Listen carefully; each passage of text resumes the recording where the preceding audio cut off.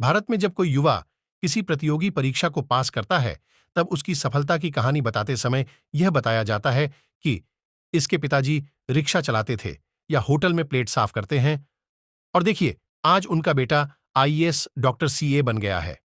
पहली चीज, IAS PCS भी एक वही पद है, गुलामी का, नेताओं की। और सीए मतलब संसार का सबसे ब्रिलियंट दिमाग, काले पैसे को कैसे सफेद किया जाए, इसी में लगा रहता है। इस पूरे विवरण में जो विचार है वह यह है कि रिक्शा चलाना या होटल में प्लेट साफ करना नीचा और छोटा काम है और आईएएस ऊंचा होता है। असल में भारत में कामों को लेकर व्यक्ति की इज्जत और बेइज्जती निर्धारित होती है, और इसके पीछे है अंग्रेजी मानसिकता। प्लेट धोने वाले और रिक्शा चलाने वाले की इज्जत नहीं होगी, आईएएस की इज्जत होगी। इसलिए भारत में शरीर से काम श्रम करना हमेशा नीच कर्म और प्रशासन शासन धनवान बनना उच्च कार्य माना गया है।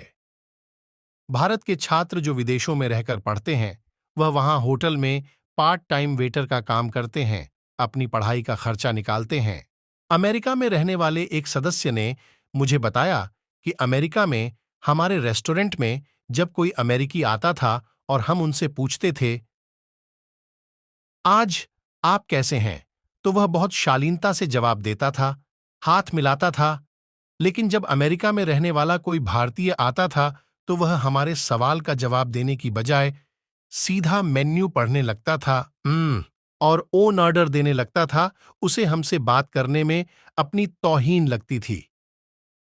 भारत में बहुत सारे बच्चे इसलिए भी आत्महत्या करते हैं क्योंकि हमने उन्हें सिखाया है कि यदि तुम डॉक्टर, इंजीनियर, आईएएस, आईपीएस नहीं बने तो तुम्हारी जिंदगी बेकार है। अब समाज में ना तुम्हारी इज्जत होगी, ना तुम्हें पैसा मिलेगा। व्यक्ति की इज्जत उसके इंसान होने के कारण करने की बजाय हम इज्जत उसके पद या उसके पैसे की करते हैं। समाज में हर काम जरूरी है।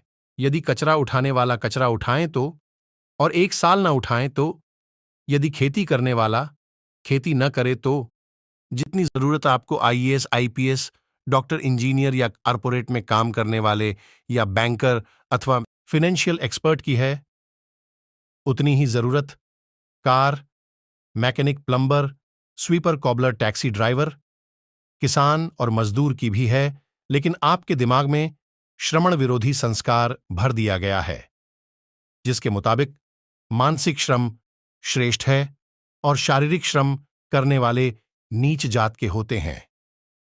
हम मेहनतकश को जीवन भर अपमानित करते हैं और उसकी जिंदगी को सजा बना देते हैं।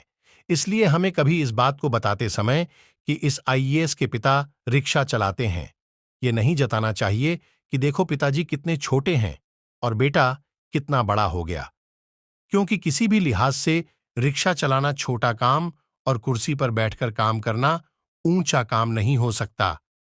ईश्वर ने सभी के लिए कोई न कोई कार्य चुना है। ईमानदारी, मेहनत और लगन से कीजिए।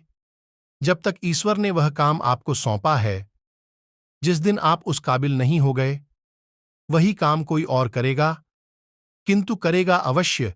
इंसान के चेहरे बदलते रहते हैं, कर्म तो करना ही होगा।